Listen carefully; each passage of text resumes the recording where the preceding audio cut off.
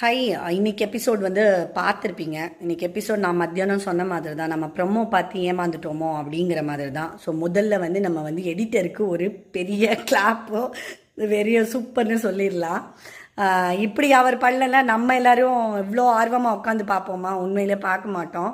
Live ஒரு மாதிரி போகுது, இது ஒரு மாதிரி போகுது. இன்றைக்கெலாம் இரிட்டேட்டிங்கான விஷயம் அப்படின்னா நம்ம சாச்சனா பண்ண வேலை தான். ஏன் இப்படி அந்த பொண்ணு பண்ணுதுங்கிறதே தெரியல. யார் பேச்சையும் கேட்கக்கூடாதுங்கிற ஒரு முடிவோடு தான் வந்திருக்கும் போல். அதுவும் முத்து கூட மட்டும்தான் எதையோ பண்ணிக்கிட்டே இருக்கும். முத்து சொன்னால் ஜிங்சாக்னு அடிச்சுக்கிட்டே இருக்குது. முத்துவுமே என்ன இவ்வளோ சப்போர்ட் பண்ணுவார் நான் எதிர்பார்க்கல.